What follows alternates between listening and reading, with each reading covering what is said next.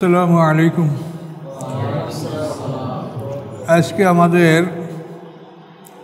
নূতন সূরা দোখান এর থেকে আমাদের আলোচনা শুরু হবে ইনশাল্লাহ। দোখান শব্দের অর্থ ধূমা, ধূম্রকুণ্ডলী।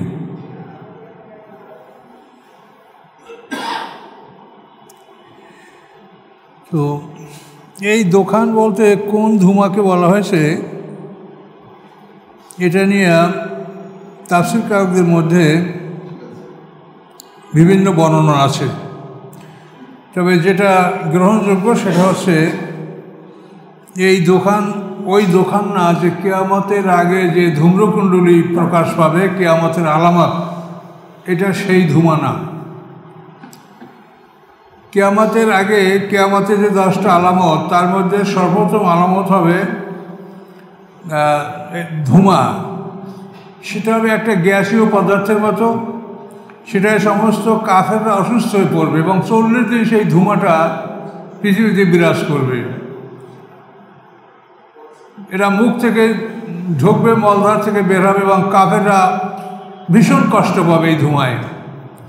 আর মোমেনদের সামান্য একটু সর্দি দেখা দিবে। এটা হাসরের কিয়ামতের আলামতের প্রথম আলামত, যে ধূম্রকুণ্ডলী পৃথিবীকে আচ্ছন্ন করবে। এই ধোঁয়া সেই ধোঁয়া না। এই ধোঁয়া হচ্ছে যে হিজরতের, আল্লাহ রসুলের হিজরতের পরে মক্কাবাসীদেরকে আল্লাহ তাআলা কঠিন দুর্ভিক্ষ দিয়েছিলেন। এই দুর্ভিক্ষের কারণে তারা উপরের দিকে তাকালে মনে হয় যেন ধোঁয়া দেখতেছে, এত কঠিন দুর্ভিক্ষ তাদের হয়েছিল। এই মক্কাবাসীরা আল্লাহ রসুলকে নবুয়তের 7ম থেকে 10ম 3 বছর পর্যন্ত শেবে আবি তালেবে বন্দী রেখেছিল। এই 3 বছর আল্লাহ রসুল খুবই কষ্টের সময় পার করেছেন। এই সময়ের মধ্যেই নবুয়তের 10ম বছরে বিবি খাদিজাতুল কুবরা রাদিয়াল্লাহু তাআলা ইন্তেকাল করেন এবং তিনি অনেক কষ্ট পেয়েছেন। বিবি খাদিজা অনেক সম্পদের অধিকারী ছিলেন, কিন্তু আল্লাহ রসুলের সাথে বিবাহ বন্ধনে আবদ্ধ হওয়ার পরে তিনি সমস্ত সম্পদ আল্লাহ রসুলকে দান করে দিয়েছিলেন, কিন্তু তিনি ওই সময় অনাহারে কষ্ট পেয়েছেন। আল্লাহ রসুলের সাথে আবু তালেবও ঠিক ওই বছরই মারা গেছেন। নবুয়তের 7ম থেকে 10ম এরা মুসলমানদেরকে কষ্ট দিয়েছে। শেবে আবি তালেব গিরিগুহায় মুসলমানদেরকে তারা বন্দী করে রেখেছিল। আল্লাহ তাআলা এর প্রতিশোধ নিয়েছে। হিজরতের পরে তাদেরকে আল্লাহ মহা দুর্ভিক্ষের মধ্যে ফেলে দিয়েছিলেন। সেই দুর্ভিক্ষের কারণে তারা চোখে ধোঁয়া দেখত। সেই ধোঁয়ার কথা এখানে আল্লাহ বলেছেন। এটা কিয়ামতের আলামতের ধোঁয়া নয়। হামিম আয়াতে মুতাশাবিহাত ওয়াল কিতাবিল মুবিন, এবং শপথ স্পষ্ট কিতাবের। শব্দে দ্বারা শপথ বোঝানো হয়েছে। স্পষ্ট কিতাব হচ্ছে আল কোরআন। এই কোরআনের শপথ, কোরআনের শপথ করে আল্লাহ কি বলছেন? ইন্না আনজালনাহু ফি লাইলাতিন মুবারাকাতিন ইন্না কুন্না মুনজিরিন।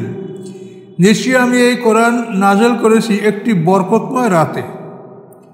সেই বরকতময় রাতটা কত বরকত, যে ইন্না আনজালনাহু ফি লাইলাতুল কদর। লাইলাতুল কদরে খায়রুম মিন আলফি শাহর। 1000 মাস, তাতে হয় 83 বছর 4 মাস। 1000 মাস গুণে দেখেন, 1000 মাস। এই 1000 মাসের চেয়ে উত্তম বলা হয়েছে একটা রাতকে, খায়রুম মিন আলফি শাহর। 1000 মাসের চাইতে উত্তম একটা রাত, সেটা হলো কদরের রাত্র। এই উম্মতকে আল্লাহ দান করেছেন। এটা এই জন্য দান করা হয়েছে যে উম্মতে মুহাম্মদীর হায়াত কম, কাজেই এই অল্প সময় তারা কোটি কোটি বছরের রোজগার করা তাদের জন্য কঠিন হয়ে পড়বে। তো এই জন্য আল্লাহ তাআলা তাদেরকে একটা বিশেষ কন্ডোনেশন, বিশেষ একটা অনুদান দান করেছেন। একটা রাত তুমি যদি ইবাদতে পার করতে পারো, তাহলে 83 বছর 4 মাস, 1000 রাত্র, এর চাইতেও তুমি খায়রুন উত্তম, এর চাইতেও তুমি বেশি সওয়াব লাভ করবে। এটা রমজান মাসে আল্লাহ দান করেছেন এবং রমজান মাসের শেষ 10 দিনে আল্লাহ দান করেছেন। সম্ভবত রমজানের শেষ 10 দিনের 21, 23, 25, 27, 29 এই দিনগুলোর মধ্যে যে কোনো একটা দিন, তার মধ্যে 27 তারিখটাকে প্রাধান্য দেওয়া হচ্ছে। এই কদর শব্দটা, লাইলাতুল কদর শব্দটা 3 বার আসে, আর এই লাইলাতুল কদরের 9টা অক্ষর আছে, এটা 3 বার আসে, তা 3 নং 27। এইটা মানে মানুষ তো অনুসন্ধানী, এগুলো খুঁজে তারা মনে করছে তাহলে যে 27 তারিখই হবে, হতে পারে, আল্লাহ ভালো জানেন। এখন আবার অনেকে মনে করেন যে কদরের রাত কয়টা, আমাদের 27 তারিখ, সৌদি আরবের আগে হয়ে যাচ্ছে। এখানে এই চিন্তা করা আমাদের কোনো প্রয়োজন নাই। আল্লাহ তাআলা যদি 364 দিন কদরের রাত দান করে, তাতে আল্লাহর কোনো অভাব পড়বে? এখন আপনি মনে করেন কদরের রাত্র একটা, তাহলে এটা আমরা পাইলাম না, সৌদি আরবের লোকে পাইল, এই চিন্তা করাটাই হলো আমাদের আসলে এটা জ্ঞানের স্বল্পতা। আল্লাহ তাআলার এমন কোনো অভাব আছে? তিনি যে আমরা যেখানে আছি, যে আকাশ, যে চন্দ্র সূর্য আমাদের আছে, এইটা দেখে আমাদের যেটা কদর, ওইটা আমাদের কদর। আরেক দেশে কী হলো সেটা আপনার দেখার দরকার নেই, সেটা আপনার বিষয় না। তো এই জন্য আল্লাহ বলেন, ইন্না আনজালনাহু, নিশ্চয়ই আমি নাজিল করেছি এই কোরআনকে লাইলাতে মুবারাকা, একটা বরকতময় রাতে। আর অন্য আয়াতে তো বলাই আছে, ইন্না আনজালনাহু ফি লাইলাতুল কদর, কদরের রাত্রে আমি, সম্মানিত রাত, শক্তিশালী রাত, দি নাইট অফ পাওয়ার, এমন একটা শক্তিশালী রাতে আমি কোরআন নাজিল করেছি। তো আনজালনা শব্দের অর্থ হলো একসঙ্গে পুরা কোরআন নাজিল হওয়া। আর নাজ্জালনা শব্দের অর্থ, নাজ্জালনাহু তানজিলা, এর অর্থ হলো অল্প অল্প করে, খণ্ড খণ্ড করে নাজিল করা। তো কোরআন নাজিল হওয়ার 2টা পদ্ধতি, একটা হলো আনজালনা আর একটা হলো নাজ্জালনা। এটা কেন? আপনি ধরেন যে আপনি জানুয়ারি মাসে আপনি ক্লাসে অ্যাটেন্ড করছেন, তো ওই প্রথম ক্লাসেই আপনাকে আপনার শিক্ষক বলে দিল যে এইটা তোমার সাবজেক্ট, এতখানি তোমার সিলেবাস, এটা তোমাকে 2 বছরে বা 3 বছরে এটা তোমাকে পড়ানো হবে। জানুয়ারি মাসে আপনাকে পুরো সিলেবাসটা সে দিয়ে দিল। এরপরে যখন আপনি ক্লাসে যাবেন, তখন ওই সিলেবাস থেকে আপনাকে 5 লাইন, 10 লাইন, 8 লাইন, যা আপনার ক্যাপাসিটি বা শিক্ষক যেটা ভালো মনে করে, এইভাবে আপনাকে ধীরে ধীরে প্রশিক্ষণ দিল। এবং আপনার ওই পুরো কোর্সটা, যেটা একদিনই আপনাকে দেখাই দেওয়া হয়েছে, এটা আপনাকে নির্ধারিত সময় 2 বছর 3 বছরে কোর্সে আমি এটা সমাপ্ত করলেন। ঠিক কোরআন ওইভাবেই নাজিল হয়েছে, কদরের রাত্রে পুরো কোরআন নাজিল হয়েছে, পুরো সিলেবাস। পরবর্তীতে এটাকে বুঝিয়ে দেওয়ার জন্য, শিখিয়ে দেওয়ার জন্য 5টা 10টা করে আয়াত নাজিল হয়েছে, অল্প অল্প করে। এবং এইভাবে করতে করতে 23 বছরে এটা কমপ্লিট হয়েছে। তাহলে এই কোরআন কিন্তু যাদের মাতৃভাষা আরবি, তাদের মধ্যেই এই কোরআন 23 বছর বসে কোরআনের প্রশিক্ষণ চলেছে। তো আমাদের 2টো জীবন, ইহকাল এবং পরকাল। পরকালের জীবনটা আমাদের দীর্ঘ জীবন, কোটি কোটি বছরের জীবন। আর ইহকালটা তো আপনার এই 50, 60, 80, 90 পর্যন্ত, 100 বছর। তো এখন এই পরকালের জীবনের জন্য আমরা কতটুকু চিন্তা করি, আর ইহকালের জন্য আমরা কতটুকু চিন্তা করি। ইটালি যাওয়ার জন্য ড্রামের মধ্যে ভৈরা সারিয়া যায় নদীতে, যদি ভাইসা গেল কেন, এত গেল, আর না দেবে ওখানে ড্রাম, ইটার মহুয়াল। এটা তো শুধু দুনিয়া অর্জন করার জন্য। ইটালি তো কোনো হিজরতের জায়গা না যে আল্লাহ রসুল বলছে ইটালি যাও তুমি সওয়াব পাবে। তো এই যে দুনিয়ার জন্য আমরা মানুষ এতই আমরা চিন্তিত, এতই ব্যস্ত, অথচ পরকাল সম্পর্কে আমাদের কোনো চিন্তা ভাবনা নাই। এটা অত্যন্ত দুঃখজনক।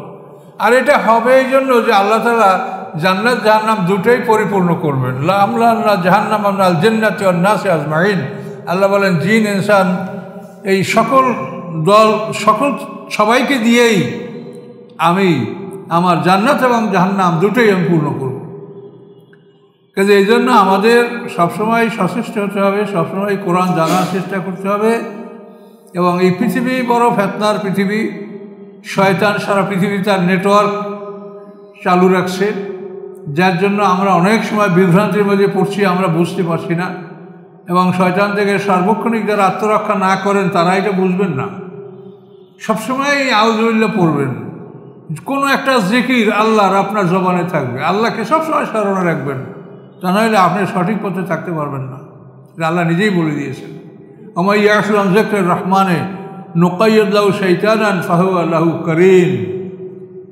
যে আমার জিকির থেকে যে বিমুখ থাকে, আমি তার জন্য একটা শয়তান নির্বাচন করে দিই এবং শয়তান তার সাথী হয়ে থাকে। কারিন মানে সাথী। তো মানুষের সাথে ফেরেশতা কারিন আর শয়তান কারিন, দুটোই কারিন সাথী, দুটোই কোরআনে বলা আছে। সূরা কাফের মধ্যে দেখেন, শয়তান কারিন বলবে অকালা কারিনহু রব্বানা মা আতগাইতু ওয়ালাকিন কানা ফি দালালিন বাঈদ। শয়তান সাথী বলবে, হে আমাদের রব, আমি তাকে বিপদগামী করি নাই, মা আতগাইতুহু ওয়ালাকিন কানা ফি দালালিন বাঈদ, সে নিজেই দুর্ভ্রান্ত পথে ছিল, আমি তাকে কিছু করিনি। এই মিথ্যা কথা, শয়তানের কাজে মিথ্যা কথা বলা। আর ফেরেশতা তা কারিন বলবে অকালা কারিনহু হাযা মা লাদাইয়া আতীদ। এলো কারিন, ফেরেশতা কারিন, সে বলবে হে আমার রব, এই তার আমলনামা, আমাদের গলায় আমলনামাটা লেখা আছে, জোড়াটা কপি আছে এবং আল্লাহর কাছে ইল্লিন সিজিনে কপি আছে, সেটা সকাল সন্ধ্যা যে এই যে ফেরেশতারা বদলি হয় এরা নিয়ে যায়। তাহলে ফেরেশতাও কারিন আর শয়তানও কারিন। তো এই জন্য আমাদেরকে খুব সতর্কতার সহিত অগ্রসর হতে হবে, যেহেতু আমাদের সামনে একটা অতি মূল্যবান জীবন। এই যে সূরা পড়লেন ইমাম সাহেব, নামাজের সূরা কিয়ামা, কত সুন্দর, ওর মধ্যে বেহেশতের বিবরণ, শাস্তির বিবরণ সবই ওর মধ্যে আছে। জান্নাতে কত সুন্দরী নারী আপনি পাবেন, তার বিবরণ ওই সূরায় আছে। এভাবে সূরা রহমান বা বিভিন্ন সূরায় আল্লাহ তাআলা এই নিয়ামতগুলির কথা বলেছেন। এগুলি বিশ্বাস করলে কোনো মানুষ সে জিন্দা থাকতে চাবে না, তার মনে চাবে যে আমি মরার কি দ্রুত আমি মরতে পারি, এইটা সে চিন্তা করবে। এই জন্য সাহাবায়ে কেরামরা যখন জিহাদের খবর শুনতেন, জিহাদে যেতেন, তখন এতই আনন্দিত ছিলেন তারা, মনে যেন বিয়ে করতে যাইতেছি, এতই আনন্দিত তারা হতেন জিহাদে যাওয়ার জন্য। তারপরে এই নিয়ামতগুলির কথা শোনার কারণে তাদের মনটা এরকম বলতো যে আমরা যত দ্রুত আল্লাহর সাথে মিলিত হতে পারি, আল্লাহর নিয়ামত আমরা উপভোগ করব।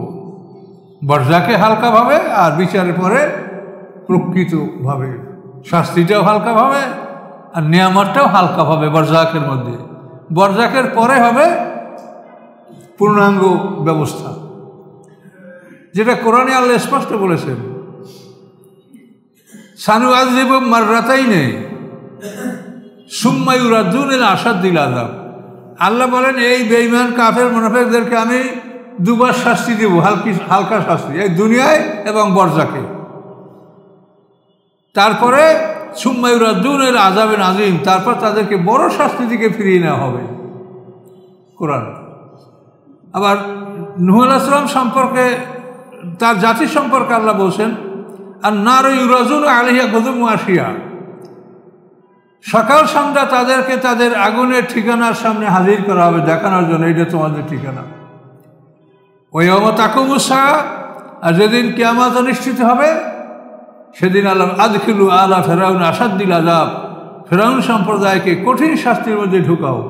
তো দুটো আয়াতেই এক কথা বললো যে এই দুইটা শাস্তির পরে হবে কঠিন শাস্তি, ওই আয়াতে আগের এই দুটোই। কিন্তু আমরা কবরেই এমন শাস্তির কথা বলি যে সে কঠিন শাস্তি আর পৃথিবীতে কিছু থাকতে পারে না। একটা মানুষকে চাপ দিয়া মাটিতে তার পাঁজর ভাঙ্গে একদিক থেকে অনেক ঢুকে যাবে, লোহার মুদগা দিয়ে পিটিয়ে তাকে মাটির সঙ্গে মিশিয়ে দেওয়া হবে। এইটাই যদি কবর হয় তো বিচারের ঘরে কী শাস্তি হবে সেটা বলেন। আল্লাহ তো বলেন নাই যে তোমাকে এখানেই কঠিন শাস্তি, আল্লাহ বলছেন বিচারের পরে তাদের কঠিন শাস্তি হবে। তো এই কথাগুলো আমরা আলেমরা এমনভাবে সমাজে ছড়িয়েছি। আর একটা প্রবাদ আছে, কুকথা বাতাসের আগায়, মানে খারাপ কথাগুলোই মানুষ অতি সহজে গ্রহণ করে।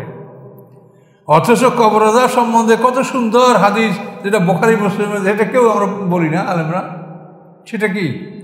আল্লাহ রাসূল বলেছেন, ইন্না ইযা আহাদাকুম মাতা, নিশ্চয়ই তোমাদের কেউ যখন মারা যায়, উরজা আলাইহি মাকাদু বিল গাদাতিল আশি, সকাল সন্ধ্যা তার ঠিকানা তাকে দেখানো হয়।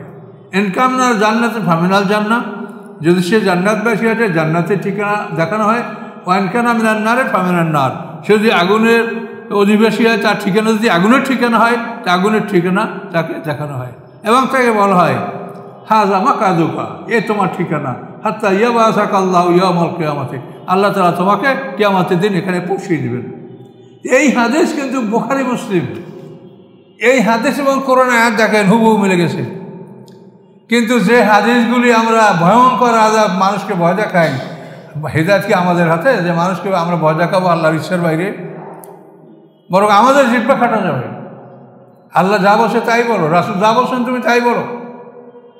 কিন্তু আমরা এগুলি পরোয়া করি। খুবই দুঃখ লাগে, সবসময় মনটা খারাপ লাগে যে আল্লাহ কি অবস্থাটা আমাদের এই সমাজের হবে। বিচার তো আমরা বিচারের দিনে 50,000 বছর সমান বিচারের দিনে আমরা যাব। আমি আজকে জুমায় যে কথা বলছি আপনারা শুনেছেন, মনে রাখতে পারছেন কথাটা কি বলেছি? যে আল্লাহ তাআলা আদম আলাইহিস সালাম থেকে কিয়ামত পর্যন্ত কোনো জাতির জন্য 2টা কিতাব পাঠান নাই। একই সঙ্গে পৃথিবীতে 2টা কিতাব পাঠানো হয়নি। একটা কিতাবের টার্ম শেষ হয়ে যাওয়ার পরে আর একটা কিতাব আসে। একটা কিতাব প্রচার করার জন্য একাধিক নবী রাসূল আসছে। মূসা আলাইহিস সালাম, হারুন আলাইহিস সালাম একই সময় নবী এবং রাসূল। এভাবে বিভিন্ন কিতাব প্রচার করার জন্য একাধিক নবী আল্লাহ পাঠাইছে। তো এভাবেই কোনো জাতির জন্য আল্লাহ তাআলা 2টা কিতাব এই পৃথিবীতে পাঠান নাই। একটা কিতাব সমগ্র পৃথিবীর মানুষের জন্য একটা, যখনই যেটা পাঠানো হয়েছে সমগ্র পৃথিবীর মানুষের একটা কিতাব। তাহলে আমাদের জন্য কি আল্লাহ 2টা কিতাব পাঠিয়েছেন যে আমরা বলি যে আল্লাহ রসুল বলছেন তারাক্তু ফীকুম আমরাইনি? তাহলে বোঝা যায় আমাদের জন্য 2টা কিতাব পাঠানো হয়েছে। যদি না পাঠানো হয় তো আল্লাহ রসুল কেন বলবেন? আল্লাহ রসুল সম্বন্ধে কোরআনে বলাই আছে ওমা ইয়ান্তিকু আনিল হাওয়া, যে সে মন থেকে মনের ইচ্ছায় কোনো কথা বলেন না। তাহলে এখন আল্লাহ তাহলে তাকে কি 2টা কিতাব দিছে? কোনো জাতির জন্য আল্লাহ তাআলা 2টা কিতাব দেন, একটা কিতাব। তাহলে আল্লাহ রসুল কী করে বলবেন যে তারাক্তু ফীকুম আমরাই নেই? আমর মানে আদেশ, আসমানি কিতাব মানে আদেশ, হয়তো করার আদেশ অথবা না করার আদেশ। কিতাবটা কিন্তু আদেশ, আমরাই নেই মানে 2টা আদেশ, 2টা কিতাব। তোমাদের মধ্যে এই 2টা কিতাব কোথার থেকে 2টা কিতাব আপনি পাইলেন? কোরআন লেখার জন্য 50 জন কাতিব হয়েছিল, তারা কোরআন লিখেছে। আল্লাহ রসুল যদি একটা কিতাব লেখাতেন তা সেটার জন্য তো কাতেব থাকবে, সে কিতাবের সংরক্ষণকারী থাকবে, নাম থাকবে। কি আল্লাহ রসুল এরকম কি কোনো পাওয়া যায় কোথাও যে আল্লাহ রসুল তার যুগে তিনি হাদিসের একটা কিতাব লিখিয়েছেন সাহাবীদের দ্বারা? তাহলে আমরা এই কথাটা কোথায় পাইলেন? আর সবচেয়ে বড় কথা হলো বুখারী, মুসলিম, আবু দাউদ, তিরমিজি, নাসাই, ইবনে মাজাহ, এই যে 6 জন হাদিসের মুহাদ্দিস সিহাসাত্তা, এই সিহাসাত্তার কোনো হাদিসের মধ্যে তারাক্তু ফীকুম আমরাই নেই এটা নাই। রাহিকুল মাকতুম আপনাদের কাছে আছে, অনেকের কাছে দেখেন, সেখানে বিদায় অধ্যায় দেখেন, সেখানে 2টার কথা নাই। মুফতি আমিনুল ইহসান সাহেবের ইতিহাস দেখেন, সেখানেও 2টার কথা নাই। তাহলে এই 2টার কথা আসে অনেক দুর্বল সূত্রে, সহি কি গায়ে সহি, সেইগুলি আলেমরা এমনভাবে প্রচার করেছে এখন সবাই মনে করে আল্লাহ রসুল বলছেন বিদেহে তোমাদের জন্য 2টা জিনিস রেখে গেলাম। এখন এই 2টা জিনিস আপনি রেখে গেলেন, কোথায় পাইল? আল্লাহ রসুল কি নিজের ইচ্ছায় কিতাব রেখে গেছে আমাদের জন্য? 2টা জিনিস রাখতে তো আল্লাহকে, আল্লাহ বলবেন, আল্লাহ দিবেন। তাহলে আল্লাহর কিতাব কোরআন। এবং আপনি এই যে সিয়াসাত্তার কথা বললাম, বিদায় হজের খুতবাটা 1,24,000 সাহাবীদের মধ্যে হয়েছে। সেই 1,24,000 সাহাবীদের মধ্যে হওয়ার পরে যদি আল্লাহ যদি রাসূল যদি বলে থাকেন যে তারাক্তু ফীকুম আমরাই নেই, তাহলে 1,24,000 সাহাবীর মধ্যে কথা যদি বলে থাকেন, তো কেন এই কথাটা সিয়াসাত্তার মধ্যে আসলো না বলেন? আপনারা এইসব যুক্তি তর্ক কিছু শুনবেন না। সাধারণ মানুষ যাদের জ্ঞান বুদ্ধি নাই তাদেরকে শুধু খবর বললেই হলো যে মজার নসিব হাদিস মানে না, তো এগুলো বাপরে বাপরে তার কথা শোনা যাবে না। বাস আল্লাহর পথ থেকে আপনার মানুষকে ফিরে এলেন, খুব জিতলেন। কিন্তু আল্লাহ কি বলছেন? ইয়া আইয়ুহাল্লাযীনা আমানু, এই ইমানদারগণ, ইন্না কাসীরাম মিনাল আহবারি ওয়ার রুহবানি, নিশ্চয়ই অনেক ইহুদি আলেম, খ্রিস্টান আলেম, এর সঙ্গে মুসলমানদের পীর দরবেশ, ইয়াকুলুনা আমওয়ালান নাসি বিল বাতিল, তারা অন্যায়ভাবে মানুষের সম্পদ ভক্ষণ করে, ওয়া ইয়াসুদ্দুনা আন সাবিলিল্লাহ, এবং মানুষদেরকে আল্লাহর পথ থেকে ফিরায়। আমার ওয়াজ শুনলে আপনারা গোমরা হয়ে যাবেন। এটা তো আপনারাই জানেন যে আপনাদের কাছে কোন আলেম কে বলছে এগুলা। আমি কি নিজে ওয়াজ করি কখনো? আমি যদি হাদিস বলি রাসূল সাল্লাল্লাহু আলাইহি ওয়াসাল্লামের কোরআনের সাথে যে রাসূলের কথাগুলো, সেগুলো আমি বললাম এখনই।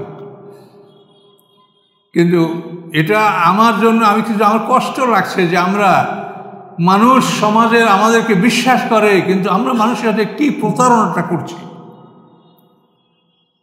আমাদেরকে মানুষ বিশ্বাস করে আর আমরা মানুষের সাথে প্রতারণা করছি। আল্লাহ রাসূল কি বলেছেন? মান কাযিবা আলাইয়া মুতাআম্মিদান ফালিয়াতাওয়া মাকাদু মিনান নার। আল্লাহ রাসূল বলেন, আমার উপরে যদি কেউ মিথ্যা আরোপ করে তো তার ঠিকানা জাহান্নাম। সে যেন তার ঠিকানা জাহান্নামে নির্ধারিত করে নেয়।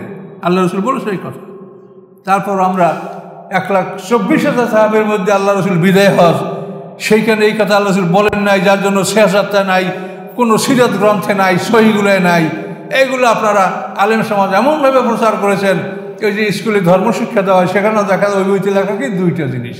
কি তারা কোথায় পেয়েছে? আপনারা আলেম, আমরা আমাদের মুখ থেকে তারা শুনেছে। কাজে এই জন্য কি আপনাদেরকে জবাবদিহি করতে হবে না মনে করছেন?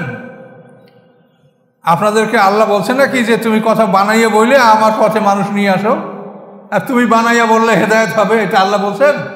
আল্লাহর কথাটা আল্লাহ প্রচার করতে বলছেন, হেদায়েত তো তোমার হাতে না। আল্লাহ বলছেন, রাসূল আলাইকাল বালাগ ওয়া আলাইনাল হিসাব, আপনার দায়িত্ব পৌঁছে দেওয়া, আর আমি আল্লাহ, আমার দায়িত্ব, আমি হিসাব নিব। হেদায়েত তো আমাদের কারো হাতে না, হেদায়েত তো আল্লাহর হাতে। এই জন্য আমরা কথা যদি বানিয়ে বলি তাহলে আমরাই বিপদে পড়ব। তারপরও এই কথাগুলো অনেক মনোকষ্ট নিয়ে বলছি এই জন্য যে এই পৃথিবীতে তওবা করলে আল্লাহ তাআলা আমাদের তওবা কবুল করতে পারেন, কিন্তু এখান থেকে পার হয়ে গেলে কিন্তু কোনো বুদ্ধিতে কিচ্ছু কাজ হবে না। তিলে তিলে তখন আমাদের যেই অপরাধ নিয়ে যদি আমাদের মৃত্যু হয় তওবা ছাড়া, তাহলে তিলে তিলে আল্লাহ তাআলা তার বিচার করবেন, বলেই দিয়েছেন আল্লাহ। কাউকে বিন্দুমাত্র ছাড় দেওয়া হবে না। ছাড় হয়েছে এখানে। এখন আপনি ভুল করছেন, আল্লাহর কাছে আত্মসমর্পণ করেন, তওবা করেন, আল্লাহ তাআলা ক্ষমা করবেন।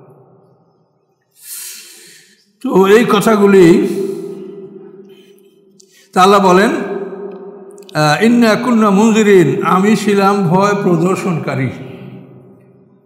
আল্লাহ তাআলা চিরদিনই ভয় প্রদর্শনকারী। এই ভয় প্রদর্শনের জন্য এই কিতাব আল্লাহ তাআলা বরকতময় রাত্রে নাজেল করেছেন।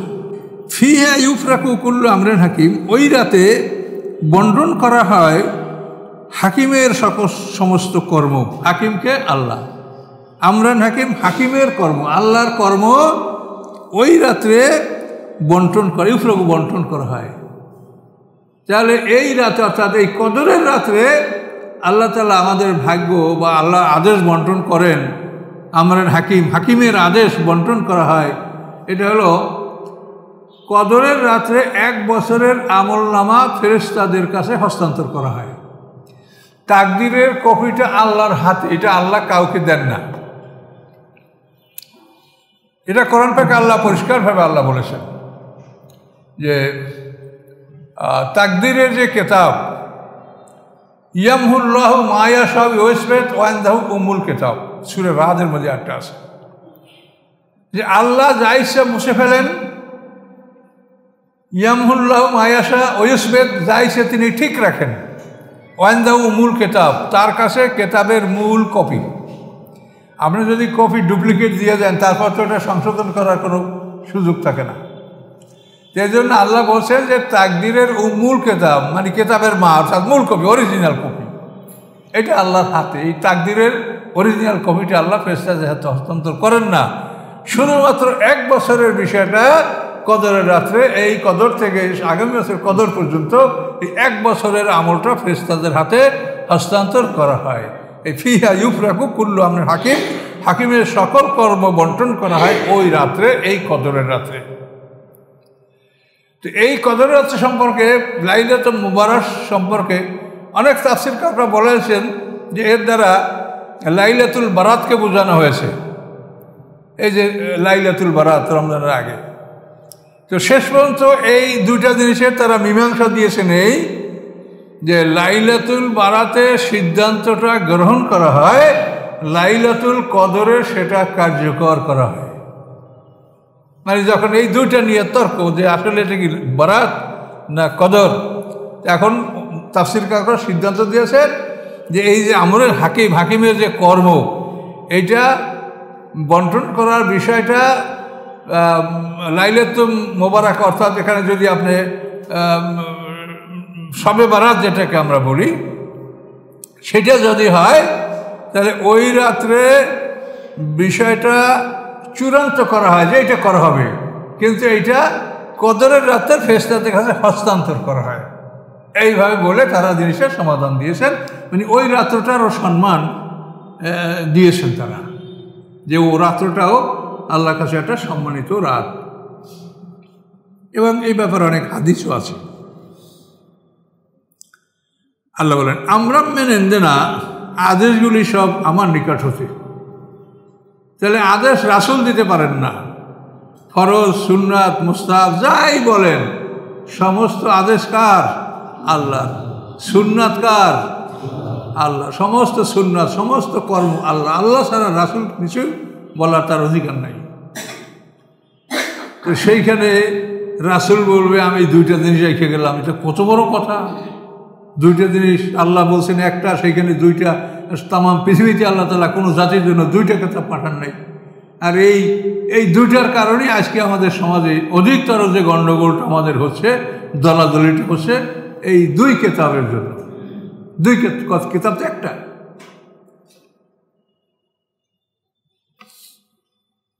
আমার কাছে এই 2-3 দিন আগে একজনে মোবাইল করছে, আমার তাফসিরে কোন খণ্ডে আসে, ওই যে বনি ইসরাঈলের ঘটনাটা আপনারা জানেন, এই খারাপ মানে যেগুলো অশুদ্ধ কথা সেগুলো সবাই জানে, যে বনি ইসরাঈলের এক ডাকাত 99টা খুন করিয়া তারপরে কালেমের কাছে গেছে, যে বলে যে আমার কি তওবা আছে, আমি এতটা খুন করছি? কারণ না, তোমার তওবা নেই। বলার পরে তারও খুন করে ফেলাইছে, এই 100 খুন। এরপরে সে আর কালেমের কাছে গেছে, যে বলে আমার কি তওবা আছে? তওবা তোমার আছে, কিন্তু এই জমিনে হবে না, তোমাকে এই জমিন ত্যাগ করে অমুক জমিনে যাইতে হবে, সেইখানে গিয়ে তওবা করলে তোমার তওবা কবুল হবে। তখন ওই লোকটা সেদিকে হাঁটতে লাগলো। হাঁটতে হাঁটতে পথের মধ্যে তার আজরাইল এসে মৃত্যু ঘটে গেল। ঘটার পরে এখন এই মৃত্যুর সময় 2 দল ফেরেশতা এসে, নেক ফেরেশতা, বদ ফেরেশতা। বদ ফেরেশতা না মানে আর কি, যারা কাফেরের জান কবজ করে, ফেরেশতার মধ্যে কোনো বদ নাই, তারা সবই ভালো। তো এখন কোন ফেরেশতা তার জান কবজ করবে?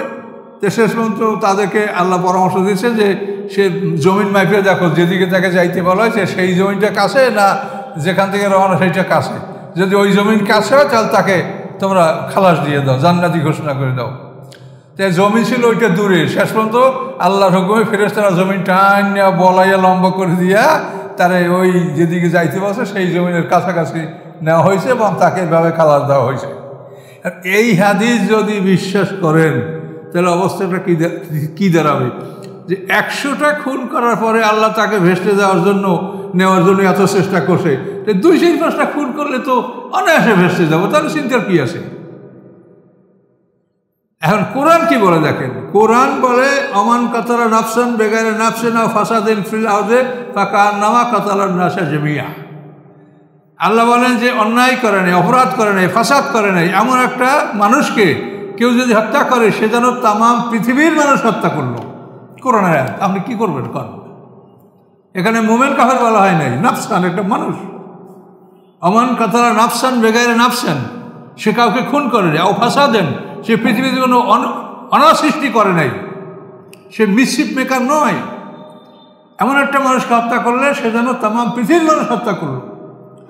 আর মুমিনকে হত্যা করার ব্যাপারে কোরআনে বলেছে অমান কাতালা মুমিনান মুতাআম্মিদান ফাজাযাউ জাহান্নাম খালিদান ফিহা গযবাল্লাহু আলাইহি লাগানা। ইচ্ছাকৃতভাবে কেউ মুমিন হত্যা করলে তার জন্য চিরদিন জাহান্নাম, আল্লাহর গজব, এবং চিরদিন সে অভিশপ্ত থাকবে, কোনোদিন তার তওবা কবুল হবে না। এটা কোরআনে বলা আছে। তাহলে এখন একটা লোকে বলছে যে তোমার তওবা নাই, এই জন্য কি তাকে খুন করা যাবে? একজন মুফতি যে ফতোয়া দিচ্ছে ভুল হইতে পারে, একজন মুফতির কতল করে ফেলাবেন আপনি? তাহলে এগুলো কি হাদিস কন? এ হাদিস বুখারী শরীফে আছে। এখন ওই লোকটা বলে হুজুর আপনি বলছেন গ্রহণযোগ্য না, তো হাদিসটা তো আমি দেখলাম বুখারী শরীফে আছে। বুখারী শরীফ যদি আসমানি কেতাবে তারা মানেন। এই জন্যই তো যে আমরাই না কথাটা কোথার থেকে আসলো। আল্লাহ কি 2টা কিতাব পাঠাইছে আমাদের জন্য? যদি ওখানে রাসূলের কথা থাকে সেটা আপনি মানেন, পরীক্ষা নিরীক্ষা করে দেখেন। রাসূলের কথা মানা আমাদের জন্য ফরজ। আল্লাহ রাসূলের আনুগত্য করতে বলছে কোরআনে 40 বার। কাজী রাসূলের কোন কথা সেটা আমাদের জন্য মানা ফরজ। আমরা তো রাসূলের বিভিন্ন কথা বিভিন্ন সমাজের বহু হাদিস আমরা বর্ণনা করছি, কিন্তু আমরা যদি বুখারী শরীফকে আসমানি কেতাবের সাথে সমকক্ষ মনে করেন তাহলে তো আপনি হালাক, আপনি বরবাদ। রাসূলের কথা খুঁজে খুঁজে বাইর করেন কোথায় আছে, সেটা আপনি মানেন, সেটা মানা আপনি এটা একেবারে ফরজ মনে করা যেতে পারে।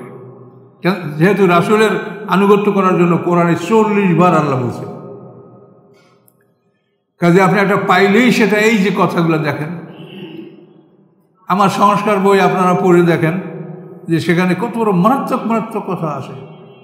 নেকামলের ফরজ ফরজ আদায় করাতে আল্লাহ খুশি হয় না, নফলের রোজা আল্লাহ খুশি হয়। এই নফলের রোজা বেশি করে, নফলের রোজা করতে করতে তার এমন একটা অবস্থা সৃষ্টি হয় যে তার হাত আল্লাহর হাত হয়ে যায়, চোখ আল্লাহর চোখ হয়ে যায়, তার অঙ্গ প্রত্যঙ্গ আল্লাহর হয়ে যায়। নাউজুবিল্লাহ। আল্লাহর কোনো দেহের আকৃতি আছে? আল্লাহর কোনো মেশাল আছে? আল্লাহ বলেন লাইসা কামিসলি শাইউন, আল্লাহর মতো কোনো জিনিস নাই। কোনো জিনিস আপনি আল্লাহকে বুঝাতে পারবেন না। আল্লাহ নিজে বলছে হাত, আপনি ওই হাত বিশ্বাস করেন। আল্লাহ বলছেন আমি তোমার সাথে আছি, আপনি বিশ্বাস করেন আমার সাথে আছে। আমার সাথে আপনি থাকলে যেরকম আমাকে দেখতে পাচ্ছেন সব কিছু, মনে করেন আল্লাহ সেভাবে আমার সাথে আছে। কীভাবে আছে সেটা আল্লাহ জানে, এর ব্যাখ্যা আপনি চাবেন না। এখন এই যেই কথাগুলিতে মানুষ শিরকের মধ্যে ঢোকে, এরকম বহু হাদিস এরকম সিয়াসাতের মধ্যে ঢুকানো আছে। তার কারণে তো মানুষই লেখছে, ওটা তো মানুষের লেখছে, এবং আপনার আমার মতো মানুষই লিখেছে ওটা। যারা হাদিস লিখেছে তারা সাহাবিও না, তাবিই না, তাবৎ তাবিই না, কিচ্ছু না। ইমাম বুখারী উনি 3 যুগের মানুষ না, এর পরের 3য় যুগে তাবৎ তাবিন হইতে হলে তাবিকে দেখলে তাবৎ তাবিন হয়। তাবি হলো হুসাইম ইবনে বশীর সর্বশেষ তাবি, উনি 182 হিজরিতে মারা গেছেন। আর ইমাম বুখারী জন্মগ্রহণ 194 হিজরি, তাহলে এই 82 টু 94 এই গ্যাপ। যদি উনি 82-র আগে জন্মগ্রহণ করতেন ইমাম বুখারী, তাহলে তিনি তাবৎ তাবিন হইতে পারতেন। আজই তার সম্মান আছে, তার সম্মান আছে, আমাদের ওস্তাদেরও সম্মান আছে, আমাদের মুরব্বীরও সম্মান আছে। আল্লাহ রসুলদের সবাইকে সম্মান করতে বলেছেন। বড়কে সম্মান করো, ছোটকে শোনো করো। কিন্তু আমাদের সমাজে প্রথা তো নাই। আমরা ছোটকে তুচ্ছ তাচ্ছিল্য কথা বলি, আর ছোটরা আমাদেরকে তিরস্কার করে।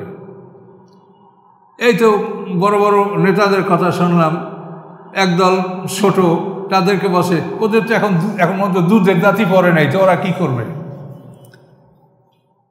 এই যে তাচ্ছিল্য, এখন ওরা বলবে যে আপনাদের তো আক্কাল দাঁত পড়িয়ে গেছে, আপনারা কি করতে পারবেন?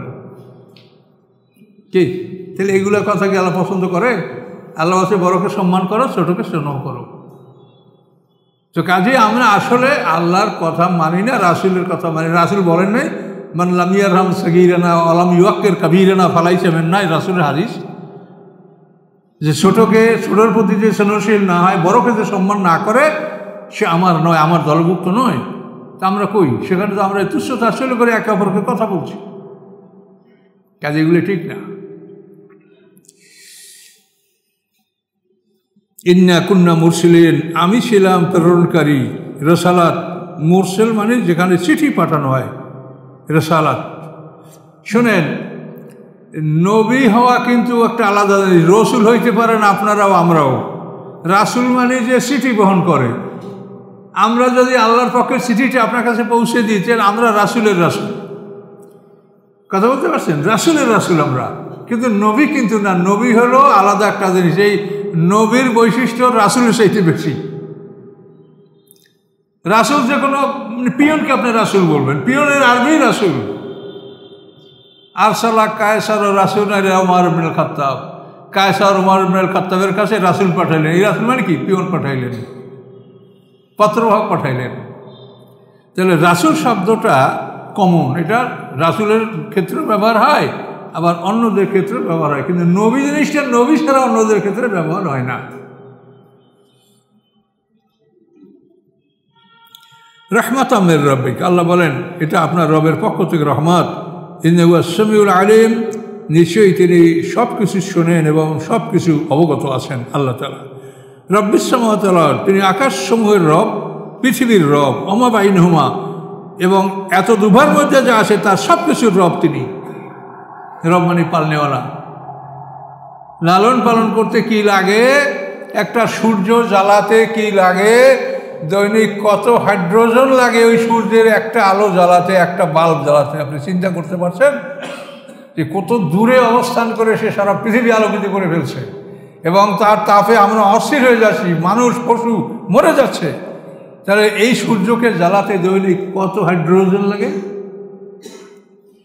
তাহলে এইভাবে আল্লাহ তাআলা রব্বুস সামাওয়াতি ওয়াল আরদ, তিনি আকাশের রব, আকাশসমূহের রব, পৃথিবীর রব, অমা বাইনহুমার মাঝে যা কিছু আছে সব কিছু তিনি রব, তিনিই পালনেওয়ালা। আমরা অবশ্য অনেক দায়িত্ব পালন করার জন্য আল্লাহ আমাদেরকে দায়িত্ব দিয়েছেন, আমরা দায়িত্ব পালন করছি, কিন্তু রিজেকের মূল মালিক আল্লাহ তাআলা।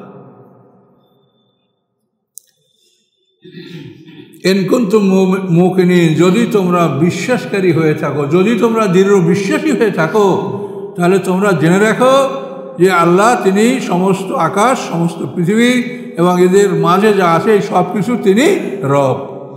লা ইলাহা ইল্লা হুয়া, নাই কোনো উপাস্য তিনি ছাড়া। ইহয়ী ওয়া ইউমীত, তিনি জীবিত করেন, তিনি মৃত্যু দান করেন। তো জীবিত মৃত্যু এই দুইটা তো আল্লাহর কাজ, এটা তো আল্লাহ ছাড়া কেউ করতে পারে না। তা আপনারা মন কান রাখি মানুষকে জীবিত করবে, এইটা আপনারা কোথায় পাইলেন? এটি কোরআনে আছে?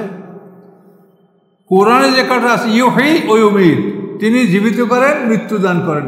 এই জীবন দান করা, মৃত্যু দান করা এটা তো আল্লাহর কাজ। এখন যদি নমরুদের মতো বলেন, এইভাবে রাসূল বলছে যে আমার রব জীবিত করেন, মৃত্যু করেন, তো নমরুদ দুইটা মানুষ ধরিয়ে আইন না, একটা মানুষ কাটিয়ে ফেলাইয়া আর একটা মানুষ ছেড়ে দিল, এই আমি তো আনা ওহী ওয়া উমীত। এটা হলো নমরুদের বুদ্ধি। কথা বলতে পারছেন? কাজে জীবন মৃত্যু এটা আল্লাহ ঘটান, এটা কোনো মানুষ ঘটাতে পারে না। জীবন মৃত্যু এটা কঠিন ব্যাপার। একটা বাস ডুবে গেছে নদীতে আমাদের অঞ্চলে, মানে যখন ইসে উঠছে ফেরিতে ওঠার পরেই বাসের ব্রেক কেটে গেছে। তাহলে সে কী করবে? বাসটা ঝাঁপ দিয়া নদীর মধ্যে পড়ে গেছে। তো সব মানুষ মারা গেছে, একটা বাচ্চা নাবালেগ ছোট্ট বাচ্চা, এই বাচ্চাটা জীবিত আছে। এটা কী করে হলো? এ ঘটনা দুবার হয়েছে। কাউখালীতে একবার লঞ্চ ডুবিতেও সব বড়রা মরে গেছে, ছোট একটা বাচ্চা বেঁচে গেছে। তো হায়াত এবং মওয়াতের মালিক আল্লাহ। কাজেই এটা নমরুদের মতো বলা হবে না যে আমি তো একটা মানুষ মারতে পারি। এটার মানে হায়াত মওয়াত দান করা নয়, যে একটা মানুষকে জীবিত করা, মৃত্যু দান করা, এটা একমাত্র আল্লাহর কাজ, এটা আল্লাহ ছাড়া কেউ করতে পারে না। রব্বুকুম অরব্বু আবাইকুম আউয়ালুন, তিনি তোমাদের রব এবং তোমাদের পূর্ব পিতৃপুরুষদেরও রব। বালহুম ফি শাক্কিন ইয়ালাবুন, বরং তারা সন্দেহের মধ্যে খেলা তামাশা করে বেড়াচ্ছে। আল্লাহ বলেন ফারতাকেব, আপনি অপেক্ষা করুন, ইয়াউমা তা'তি সমবে দুখানে মুবিন, যেদিন নিয়ে আসবে আকাশ স্পষ্ট ধূম্রকুণ্ডলী। ইয়াকশান নাসা, মানুষকে ঢেকে ফেলবে। হাজা আযাবুন আলিম, এটা বেদনাদায়ক শাস্তি। এই শাস্তি হলো মক্কাবাসীদেরকে দুর্ভিক্ষ দিয়ে এই শাস্তি, এটা কিয়ামতের আলামত নয়। তখন তারা কি করলো? রব্বা নাকশিফ আন্নাল আযাবা, তখন তারা আল্লাহর কাছে ফরিয়াদ করলো, হে আল্লাহ আকশিফ আন্নাল আযাব, আমাদেরকে শাস্তি দূর করুন। ইন্না মুকিনুন, নিশ্চয়ই আমরা ইয়াকিন আনবো, ঈমান আনবো। মুসা রাসূলুল্লাহ সাথে বলছিল, কিন্তু ঈমান তারা শেষ পর্যন্ত আনে নাই। আন্না লামুজ যিকরা, কি করে তাদের জন্য উপকার হবে, কি করে তাদের জন্য যিকরা উপদেশ কাজে আসবে। অকাদ জাহুম রাসূল মুবিন, অথচ তাদের কাছে স্পষ্ট রাসূল এসেছিল, সেই রাসূলকে তারা প্রত্যাখ্যান করেছে। সুম্মা তাওয়াল্লাউ আনহুম, অথবা তারা রাসূল থেকে ফিরে গিয়েছে। অকল, এবং তারা বলেছে মুআল্লামুম মাজনুন, শিক্ষিত পাগল। পাগল আবার শিক্ষিত, মুআল্লামুম মাজনুন। ইন্না কাশিফুল আযাবে কালিদ, আল্লাহ বলেন আমি দূর করব শাস্তি অল্প সময়ের জন্য। ইন্নাকুম আইদুন, নিশ্চয়ই তোমরা আবার পাপের দিকে ফিরে আসবে। আমি যখন শাস্তি দূর করব, তোমাদের অপসারণ করব, তখন আবার তোমরা পাপে লিপ্ত হবে। তারপরে ইয়াউমা নাফতিসুল বাতশাল কুবরা, আমি বড় করে পাকড়াও করব। এই দুনিয়ায় ছোট শাস্তি, এবার বড় পাকড়াও। হ্যাঁ, আল্লাহ বলেন ইয়াউমা নাফতিসুল বাতশাল কুবরা, সেদিন আমি ভয়ঙ্করভাবে তোমাদেরকে পাকড়াও করবো। ইন্না মুনতাকিমুন, নিশ্চয়ই আমি প্রতিশোধ গ্রহণকারী। এখন এইটার শানের রুটে শুনেন। আল্লাহ তাআলা মক্কাবাসীদেরকে শাস্তিটা কীভাবে দিয়েছিলেন সেটা শুনেন। নাজরান, এই নাজরানটা হলো ইয়ামানের পার্শ্ববর্তী একটা অঞ্চল, ইয়ামানের জাস্ট পূর্ব দিকে নাজরান। এবং এখানে এটা খ্রিস্টানদের একটা অঞ্চল, সেখানে 1,20,000 সৈন্য ছিল খ্রিস্টানদের, আর স্বাভাবিক পাবলিক তো আছেই। তো এই নাজরান থেকে আবার এপাশে হলো ইয়ামামা, আর এই ইয়ামামার নেতা ছিল এই যে ভণ্ডনবীর দাবি করছে মুসাইলামা কাযযাব, ওর বাড়ি হলো ইয়ামামায়। তো এই ভণ্ডনবী মুহাম্মদ সাল্লামকে হত্যা করার জন্য নাজরানের সর্দার সুমামা ইবনে উসাল, তার নাম সুমামা ইবনে উসাল, এই সুমামা ইবনে উসালকে বলল যে তুমি আমার পক্ষে কাজ করো, তুমি মুহাম্মদ সাল্লামকে হত্যা করো, আমি নবী। তখন এই সুমামা ইবনে উসাল আল্লাহ রাসূলকে হত্যা করার জন্য সে মদিনায় চলে আসলো। মদিনায় আসার পরে আল্লাহ রসুলের প্রহরী মোহাম্মদ ইবনে মুসলিম আনসারী আল্লাহ রসুলের পাহারাদার ছিলেন, খুব বিচক্ষণ লোক। এনার হাতে ও ধরা পড়ে গেল। ধরা পড়ে যাওয়ার পরে তাকে মসজিদের খুঁটির সাথে বেঁধে রাখা হলো। আল্লাহ রসুল নামাজ শেষ করার পরে তার কাছে আসলেন, বললেন যে বলো তোমার কী অবস্থা? তো বলে, ইয়া রাসূলুল্লাহ, আমি আপনাকে হত্যা করার জন্য আসছিলাম, আমি ধরা পড়েছি। এখন ন্যায় বিচার হলো যে আপনি আমাকে কতল করবেন, এটাই ন্যায় বিচার। কিন্তু আমি আপনাকে বলবো, আপনি যদি কতল না করে আমাকে ক্ষমা করেন, তা আমি আপনার জন্য এমন কিছু করব যা দেখে আপনার চক্ষু জুড়িয়ে যাবে। তা আল্লাহ রসুল আর কিছু বললেন না, ভাবে রেখে চলে গেলেন। দ্বিতীয় দিন আল্লাহ রসুল আবার নামাজের পরে বললেন, সুমামা কী খবর তোমার? ও একই কথা বলল, ইয়া রাসূলুল্লাহ, আমাকে আপনি হত্যা করলে সেটা হবে ন্যায় বিচার, আর যদি ক্ষমা করেন তা আমি আপনার জন্য এমন কিছু করব যাতে আপনার চক্ষু জুড়িয়ে যাবে। আল্লাহ রসুল আজকেও কিছু বললেন না। তৃতীয় দিন একই প্রশ্ন একই জবাব। তখন আল্লাহ রসুল বলেন, যাও, তোমাকে আমি ক্ষমা করে দিলাম। যখন আল্লাহ রসুল তাকে ক্ষমা করলেন, সাথে সাথে লোকটা কলেমা পড়ল, সাক্ষী দিল যে আল্লাহ এক এবং মুহাম্মদ সাল্লাল্লাহু আলাইহি ওয়াসাল্লাম রাসূল। এরপরে সে গোসল করলো, পবিত্র হলো। আল্লাহ রসুল বললেন যে তাকে দিন শিখাও। সাহাবায়ে কেরামদের দায়িত্ব দিলেন দিনের বিভিন্ন দিক, যে শরিয়াতের ফরজিয়াত, বড় বড় আমলগুলিগুলি তাকে শিখালেন। এরপরে উনি যে বললেন যে আমি এমন কাজ করব যা দেখে আপনার চক্ষু জুড়ে যাবে, এলো নেতাই ওই যে নাজরানের একটা সমৃদ্ধশালী এলাকা, ইয়ামানের পূর্ব পাশে, এই নাজরানের নেতা উনি। তো উনি এই নাজরান থেকে মক্কায় গম সরবরাহ হতো, ওরা মক্কা আলারা চামড়া রপ্তানি করত, আর এরা এর বিনিময়ে গম রপ্তানি করত। মক্কায় তো ফসল হয় না, মক্কা হলো পশুপালন, ওরা যাযাবর জাতি। তো এখন এই সুমামা ইবনে উসাল ইসলাম গ্রহণ করার পরে তার জাতির কাছে গিয়া বলল যে তোমরা যদি আমাকে মানো, আমাকে যদি নেতা হিসেবে স্বীকৃতি দাও, তো আমি তোমাদেরকে বলছি যে আমার আদেশ ছাড়া একটা গম তোমরা মক্কা রপ্তানি করবে না, আর আমি এই আদেশ কখনো দিব না যদি মুহাম্মদ সাল্লাল্লাহু আলাইহি ওয়াসাল্লাম আমাকে আদেশ না দেন। তো নেতার কথা ওরা সবাই মেনে নিল যে ঠিক আছে, আমরা মক্কায় গম রপ্তানি করব না। যখনই মক্কায় গম রপ্তানি বন্ধ হয়ে গেল, তখনই মক্কায় চরম দুর্ভিক্ষ শুরু হয়ে গেল। এবং এমন দুর্ভিক্ষ যে ইয়াকুলুল আলহাজাত, মানে তাফসিরে বলা আছে যে ওরা পশম রক্তে ভিজিয়ে সেই পশম খাইত, মরা প্রাণী, মরা কুকুর পর্যন্ত তারা খেয়েছে। এবং এমন দুরবস্থা যে এই যেটা বলেছে, আকাশে ধোঁয়া দেখে, চোখে কিছু দেখে না, ক্ষুধায়। এই অবস্থার পরে আবু সুফিয়ান একদল লোক নিয়ে মদিনায় আসলো। আইসা বলে, হে মুহাম্মদ সাল্লাল্লাহু আলাইহি ওয়াসাল্লাম, আপনি আমাদের বংশের লোক। আবু সুফিয়ান তো কুরাইশ বংশের লোক, আল্লাহ রসুলের চাচাতো ভাই সম্পর্কে। তো হে মুহাম্মদ সাল্লাল্লাহু আলাইহি ওয়াসাল্লাম, আপনি বদরের যুদ্ধে আমাদের বৃদ্ধ এবং জুয়ানদের হত্যা করেছেন। এখন আমাদের সমাজে নারী শিশু আসে, তাদেরকেও আপনি কি মেরে ফেলবেন? আমরা তো মরে যাচ্ছি, আপনি আমাদেরকে ক্ষমা করেন, আল্লাহর কাছে আমাদের জন্য ক্ষমা চান, আমরা মরে যাচ্ছি, আমাদেরকে মাফ করে দেন। তখন আল্লাহ রসুল তাদেরকে ক্ষমা করে দিলেন। সুমামা ইবনে উসালকে বললেন যে তুমি এদেরকে গম আগের মতো সরবরাহ করো, আর আল্লাহর কাছেও দোয়া করলেন।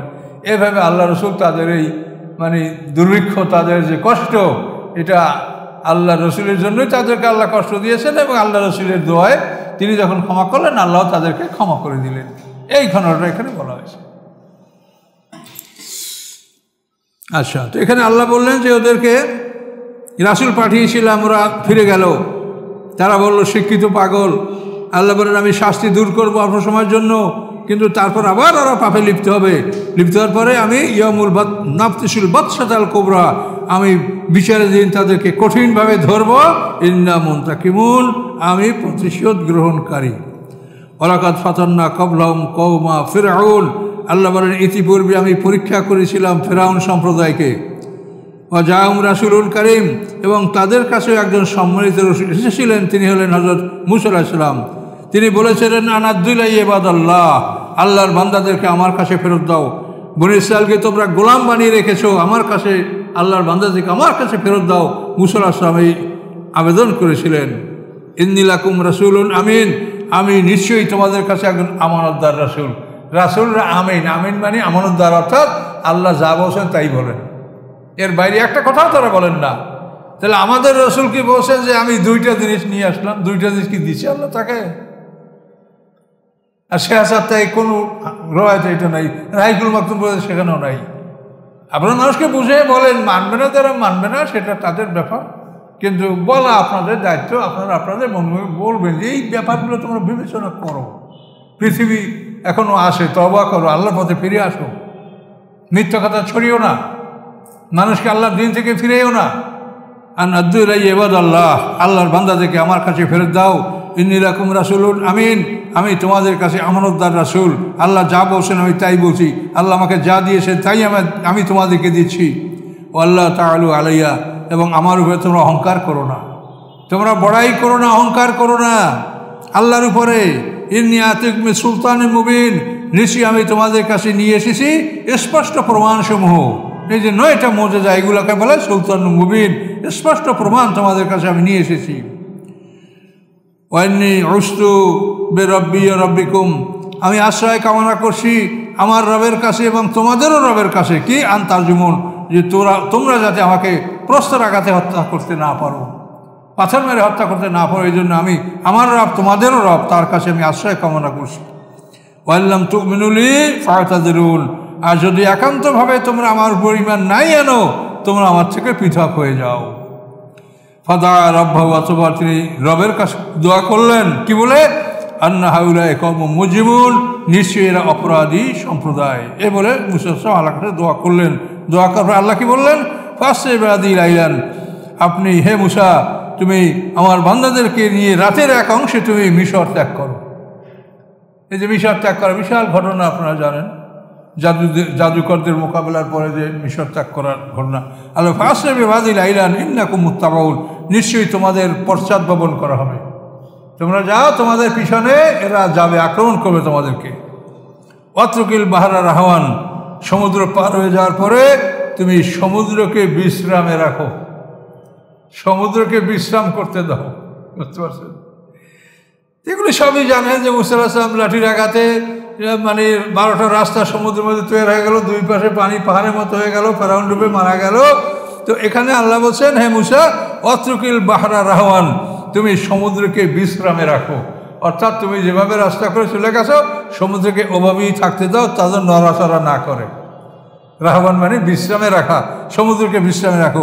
ইন্নাম জুন্দুম মুগরাকুন, নিশ্চয়ই তার এমন এক বাহিনী যারা ডুবে মরবে। কামতারাকু মিন জান্নাতুন, কত ছেড়ে গেছে তারা বাগ বাগিচা এবং ঝর্ণা, জুরেন এবং কত ক্ষেত খামার, মাকান কারিম, কত সুন্দর সুন্দর সুরম্য অট্টালিকা, এই ছেড়ে তারা চলে গেছে।